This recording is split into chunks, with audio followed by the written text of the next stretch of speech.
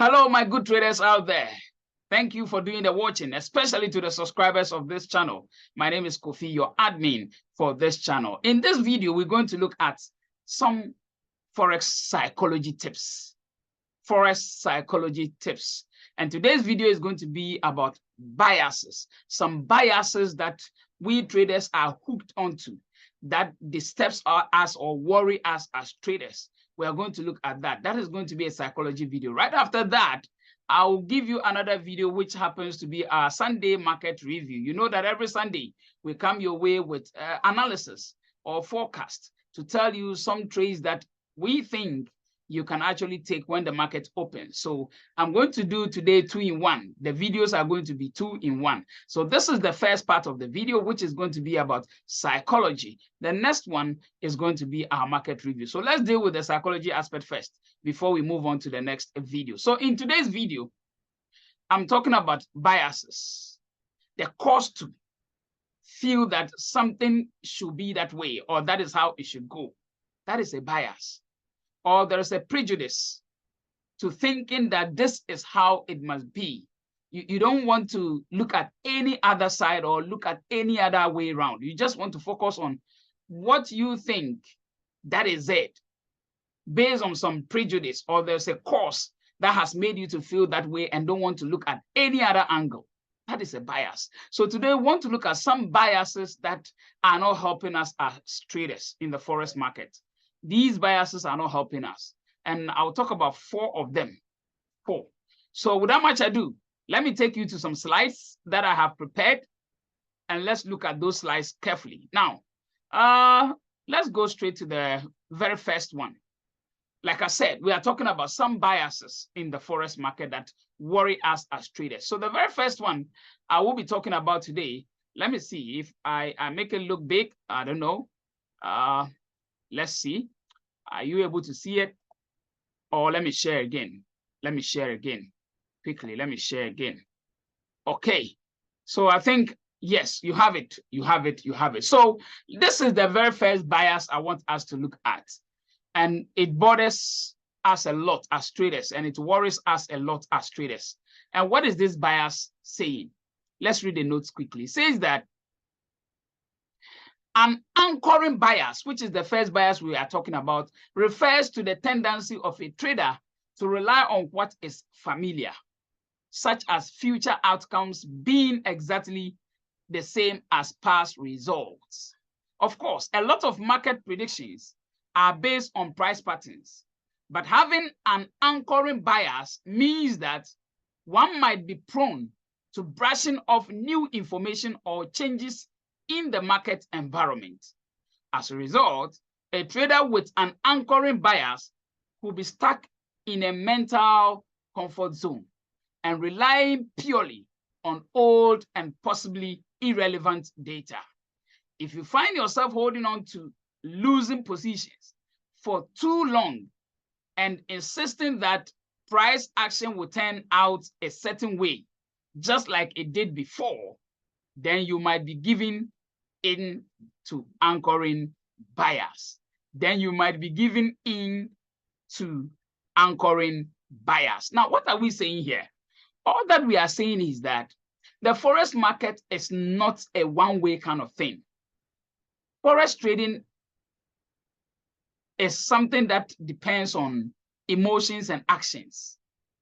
And so we as traders, we always say that you have to look at the patterns in the past and then use those patterns to forecast into the future, what the future results will be.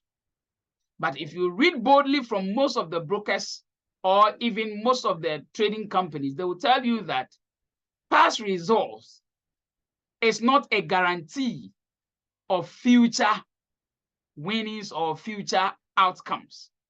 We always see this warning on brokers and other platforms, and we often ignore.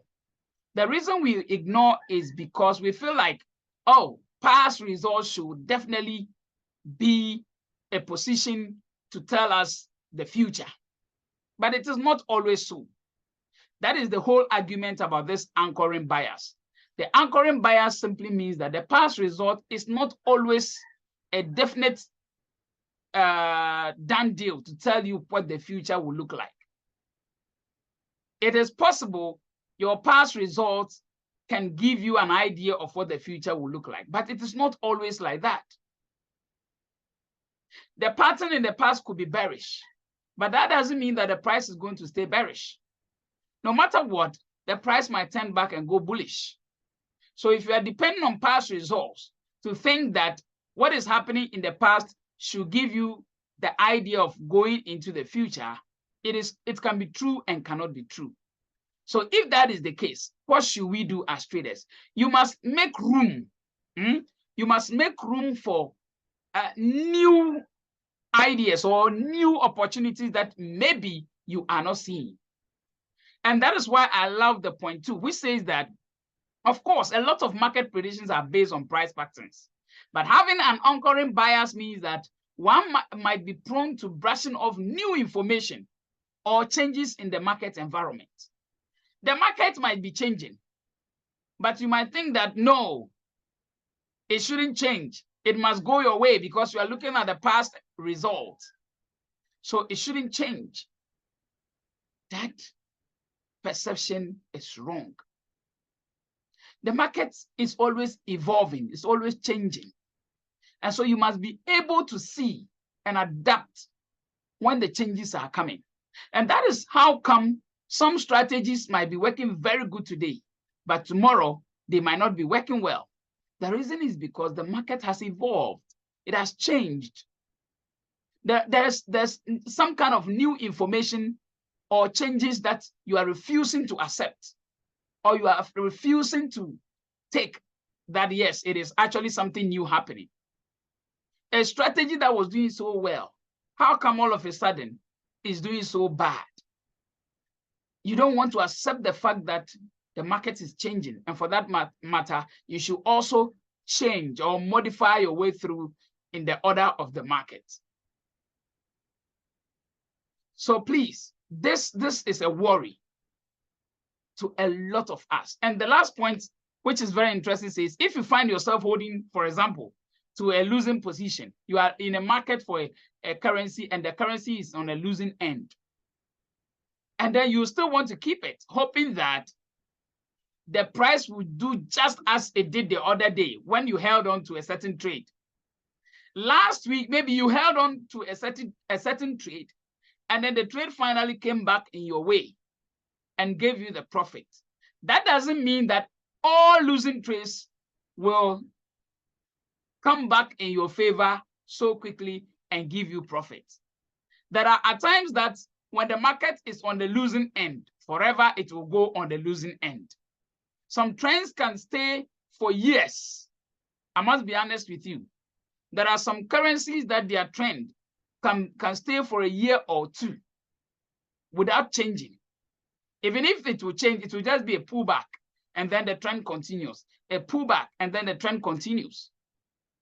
But there are some trends of markets that may easily change within a space of time. So the fact that last week you were in a losing trade and decided to hold on to it until it finally came back in your favor doesn't mean that this week, if you are in a losing trade, you should keep on waiting for a 10 or a U10. The past results is not a guarantee of what the future will look like. And so when the market is changing, you must be ready to accept and say, okay, this is a loss, it's fair. This is a win, it's fair. And then you are out of the market. You should be able to see new changes which are coming and embrace it and accept it. That yes, this one, it is a loss or it's a win. And then that is it. But that doesn't guarantee what the next opportunity will be, or to say that the next opportunity will be the same as just this opportunity. This is all about anchoring bias. I know that with what I have said, you have understood it perfectly in a different way than I have even thought. So without wasting my time, let's go to the next bias that I want all of us to consider. And before we even go there, let me quickly say this. This should tell you that if there's a trader out there who is preaching that, okay, I have a good strategy, or you have joined a group of that traders trade, give you signals and whatsoever, and all of a sudden, you begin to see the channel not doing well. That doesn't mean that maybe the person is a bad trader. Maybe the market condition has changed and the strategy he is using or she is using hasn't been modified accordingly to that new market trend.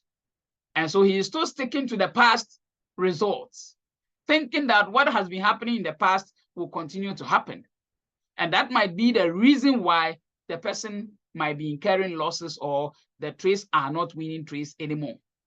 But if the one should quickly sit down and do a review and think through and see where changes are happening and easily adapt, you will see that things will come back to normal and things will begin to go right.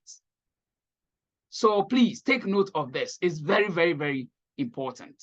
Now, let's go to the next slide and look at it. The next one I want to talk about, which is also a bias, is what we call the confirmation bias. Now, the confirmation bias is probably the most common one among traders.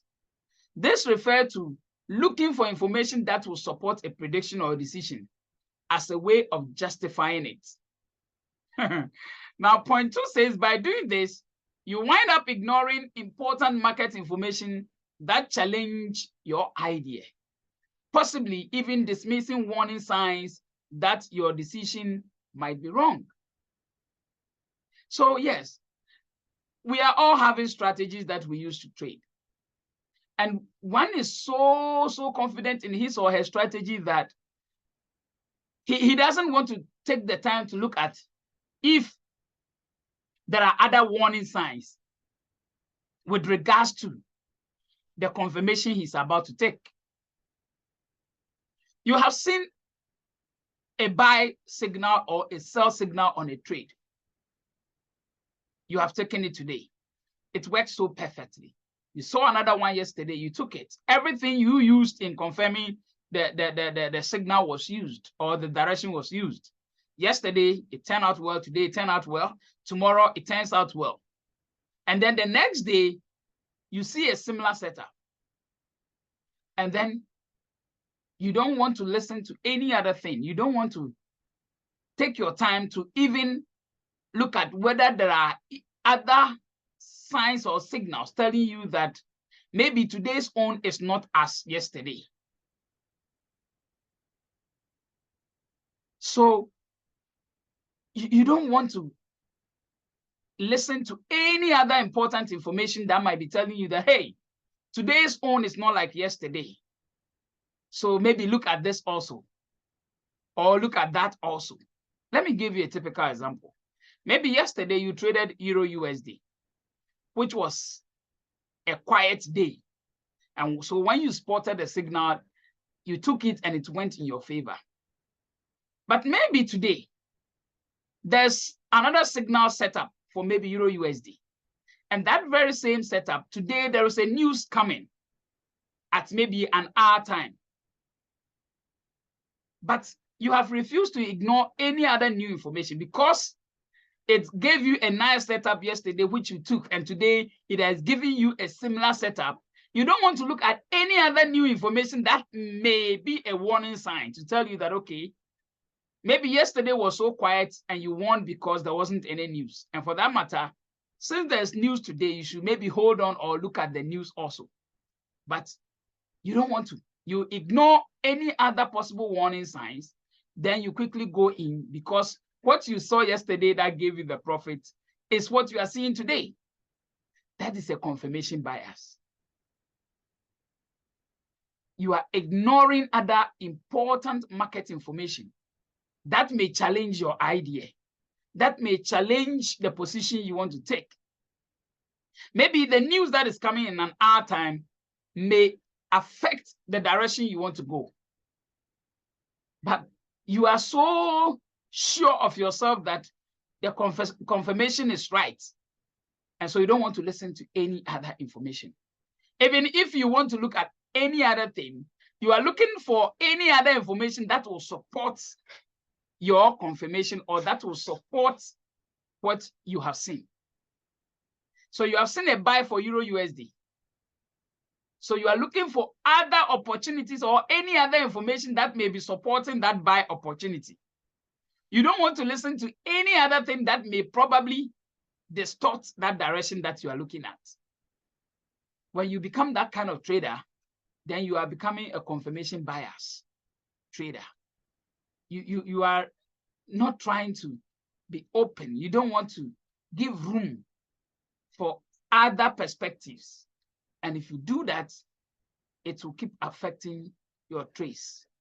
And that is where you will come not to trust your strategy or will not even believe in your strategy, because the strategy that gave you a buy yesterday that you won, you have seen a similar strategy today, and you are using the same strategy. You have seen a similar signal today. You have taken it and it has given you a wrong move or giving you a loss.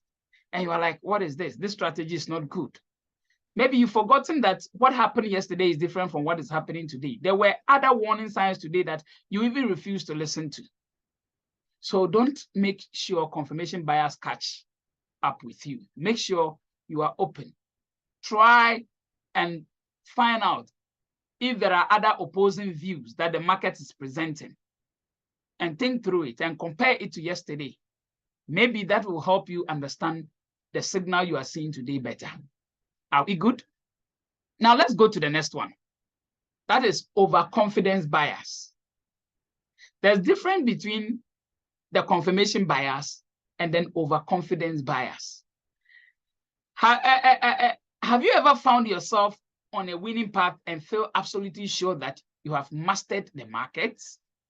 That is an overconfidence bias. There's nothing wrong with building confidence in the trading skills and strategies, but there's always the danger that too much self-assurance will overshadow your trading decisions and proper risk management. And I'm a victim of that. I'll explain why I put out this point. Being overconfident might convince you that you have learned all that you probably can, or that you don't need to put in more time in analyzing the price or even developing your skills. That is overconfidence here. But on the second point, I am saying that there's nothing wrong with building confidence. Actually, it is the confidence in you that will make you take some decisions. So you need confidence. But there's too much danger when you give yourself too much self-assurance. And that too much self-assurance is overshadowing your trading decisions and even your proper risk management. What do I mean by this? Let me give you a scenario. I have been a victim of this second point in so many times. I have taken trades that have given me consistent winnings. Listen carefully. I've taken trades. Maybe I took a trade in the morning, I won. Took it in the afternoon, won. Took it in the evening, and I won. The following day, I took it in the morning, I won. Took it in the afternoon, I won. And so, seeing the evening one, I became so confident that I had to even change my lot size, because I know this very one I have seen is a done deal. There's no two ways about it. And so I double or I triple my lot size. And then the unfortunate happens. And you know what I mean? I lose the profit I have made in a couple of days. I lose all with just one trade. And even sometimes part of my profit, or not part of my, even sometimes part of my capital is also taken away. I don't know if you have been a victim of it. You took 5 trades, you won all. And upon seeing the sieve trade, you decided to even change your lot size. Said, come on, this is a done deal. Why still use the same lot size? I'm changing it this time around. I want to win big, because even my account size has just gone up. So why do I stick to this same lot size? And then boom, immediately the lot size is changed. That decision goes wrong. I am not saying the decision went wrong because you changed your lot size, but it happens that you just got it wrong after changing your lot size. So maybe you were using 0.01 and you used it to win 5 trades. Now you have decided that no, this safe trade I'm seeing is so sure banker, it's a done deal. And instead of using 0.01, you decided to use 0.5 or 0.05 or 0.10. From 0.01 to 0.05 or 0.07 or 8 or even 0.10. And then that trade goes wrong. And then it wipes all the profit you have made for so many days, including your capital. And you come back to 0. So the question is, what if you had maintained that lot size? Maybe you would have just lost once out of the 6 trades. Assuming you still use 0.01, you won 5 and lost 1. You still have a bonus, or you still have about 4 winning profits to your advantage. But because you had that overconfident bias, you decided to quickly change things. And maybe it took you 4 days to get those winning trades for your account. And now you have just used a day to wipe off all the work you have done in 4 days, to the fact that even your capital is now even affected. Why? Because this time around you got it wrong. And that is the lesson I want all of us to learn from this overconfident bias. And what I want you to take note is that when you are using a lot size, don't be quick to change the lot size because your account size is growing. When your chick or your fowl, or that should be a hen, right? When your hen lay eggs and you are looking for more chicks or chicken, you don't eat your eggs. Okay? This is the lesson I have learned and I'm sharing with you. Don't eat your eggs. When you are eating these eggs that have been laid by a hen, you are indirectly eating your chicken. So if you have built profit for a period of time with one single lot size, why not continue with that? But because you see your account is growing, you decide to change the lot size. And immediately you change the lot size. If you should lose, the sweat you have made out of your own, or the profit you have made out of your own sweat, let me say it that way, or the profit you have made out of your own labor will be wiped off. And we don't want to do that. We don't want to be victims of that anymore. So please, stick to one lot size for a period of time. Okay? Stick to one lot size for a period of time. If in a month you have a plan, how much you want to make in the Forex market, then you can use your strategy to build on achieving that plan. You won't be changing lot sizes. If you know that in a month, I want to make maybe $40 on my $100. So you want to make 40% on your capital, which is $100. So it means that the $40 you want to make, it means every week you are looking for $10. Every week you are looking for $10. So you will look at what lot size can give you every week $10. And then in the 4 weeks, we'll sum up to give you the $40 in a month. Once you have that plan in place, you won't be quick to be changing lot sizes. You will stick to one lot size because you have a plan and you are trying to execute that plan. So you won't be quick to increase lot sizes when you see the account growing. Please, overconfident bias is killing a lot of traders.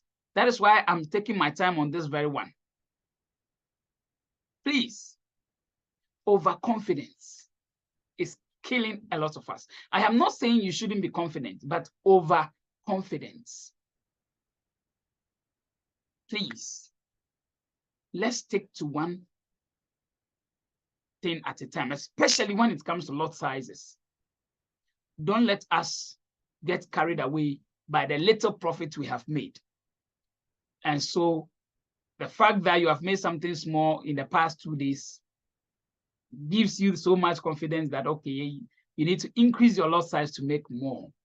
That is the danger. That is the danger. Let me move to the last one. Loss aversion bias. It is true that minimizing losses matters in preserving your capital, but risking too little will also end up doing more harm than good. I'll explain this. I love that point. But the bottom line is, don't risk too little and don't risk too much. This is where you are confused, or the dilemma is. But the first point is saying that, yes, it is good to cut off your losses. And so we always use sometimes lot sizes that are very tight. Not even lot sizes. Sometimes we use stop losses, if I'll put it right. We use stop losses that are very tight because we want to minimize our risk. And often you realize that your stop loss gets hit quickly. It gets hit easily. It is not, the problem is not about the trade you have taken or the entry you have taken. Let me sound this. The problems with most traders is not about their entries. It is about their lot sizes. They do not give the trade room to operate. And because there's no room for the trade to operate, every little move to the opposite side will take the person out of the market. Any little move to the opposite side will take the person out of the market. And mind you, these little losses that you are accumulating, before you realize, has become a huge loss. So at least give your trade room to operate. I'm not saying too much room. Maybe your room for a trade to operate might be 50 pip stop loss. Someone might be giving it 100 pip stop loss. Someone might be giving it 200 pip stop loss and the rest. Let me tell you something. And with that, I want to tell you this with my bare face. I had one mentor in the course of my life in trading who happened to be a trader who had traded with Wall Street Journal, or he's traded on Wall Street. And if you watch other videos, I have watched other videos that have confirmed what this man told me. He said that the average professional traders on Wall Street, the profits they look for yearly is between 11% or even 10% to 20% yearly.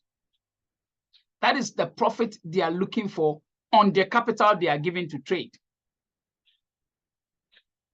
And when you see those professional traders on Wall Street doing the business, they are looking for a profit of between 10% to 20% in a whole year. And trust me, these people have huge money that they trade with. Those who trade the stock market are there. Those who trade the Forex market are there. And their goal is to just make between 10 to 20% profits on the capital they are giving for a whole year. Some are giving millions of dollars to trade as a professional. And so these professionals, they don't just set their trades quickly like we do. They don't set their trades and get out of the market like we do. Some of them can set a single trade and allow that trade to run for a minimum of 1 month, 2 months, 3 months. That is the minimum. Listen, the minimum they can allow a single trade to run 1 month, 2 months, or 3 months. That is the minimum. The maximum they can allow a trade to run is 6 months. And some even can allow a trade to run for a whole year without closing it. They take the trade, they look at this trade and say, okay, this trade is going to run for the next 4 months or 6 months or 7 months or 8 months. And then the trade does what it's supposed to do. And before the year ends, they make the 10 to 20% profit that their company demands from them. And they take their salary or they are paid for the work done. That is all that these professionals on Wall Street are doing. So assuming you have $100 in your account, that means that if you were on Wall Street, you're supposed to make between $10 to $20 in a whole year. Did you get the scenario? If you were a professional trader on Wall Street for any company, that company will be demanding from you your $100 that you are given to trade. The company is demanding between $10 to $20 as profit from your $100. Wouldn't that have been easier for you to do? Sometimes these retail traders that you see sometimes we even double our accounts in a week. Sometimes we even double our accounts in a week. Sometimes in a day, people double their accounts. And because of greed, after 2-3 days, they lose all. So it is not really the matter that your stop loss is too high or your stop loss is too big. Because if a trader at Wall Street will take a trade and allow the trade to run for a whole year, or even 6 months, or even if it's a month, just imagine a month. In 1 month, he will allow the whole trade to run for even if it is just 1 month. How much room do you think that trader has given to his trade? That is the question. How much room do you think that trader at Wall Street has given to his trade? Enough room, right? Yes. And that is the problem with us as retail traders sitting by our PC or phone to trade. We do not allow our trades to have that room to operate. We always trade with tight stop losses. I am not saying don't trade with tight stop loss. If your entries are so good that those who call the sniper entries, if you have those sniper entries that you can give your trade a lot size of 10 pips, 15 pips, or 20 pips maximum, perfect. That is good. No one is against that. I am only saying that make sure your trade is given enough room. Not too much room, but enough room to operate, because it is not often the strategy or your entries that are bad. It is your stop loss that is often bad. And the reason we put those smaller stop losses is because our lot size is so huge. We do not do proper risk management. Our lot sizes are so huge that if you want to give that trade even 40 pips room to operate, you will lose your whole account. And because you are afraid to lose your whole account with just 40 pips, you make sure you try to give it a very tight stop loss. Why? Because your lot size is so big. That is what we call greed. That is what the Wall Street traders who are professional traders will tell you, that you are being greedy. But it is not our fault. We do not have the big accounts like they do. Trust me, the 10 to 15 to 20% that they are expected to make is huge money. That profit is huge. You and I do not have such capital or such big money to trade like that. And so we are tempted to go with a bigger lot size with a very tight stop loss. And we end up losing it bit by bit. And before we realize, our account is wiped out. So I always tell retail traders like me that it is not that we are not good traders, so we are. But just that we don't give our trades enough room to operate.